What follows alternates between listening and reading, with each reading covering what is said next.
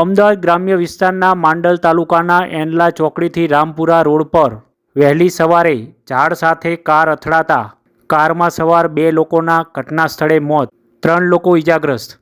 અમદાવાદ જિલ્લાના માંડલ તાલુકાના એનલા ચોકડીથી રામપુરા રોડ પર વહેલી સવારે ઝાડ સાથે એકાએક કાર અથડાતા કારમાં સવાર 2 લોકોના ઘટના સ્થળે મોત નીપજ્યા હતા, જ્યારે 3 લોકોને નાની મોટી ઈજા પહોંચી હતી. કપડવંજથી પાટડી તાલુકાના માતાજીના કામ અર્થે આવતા હતા તે દરમિયાન એનલા ચોકડી પાસે ઝાડ કાર સાથે અથડાતા અકસ્માત સર્જાયો હતો.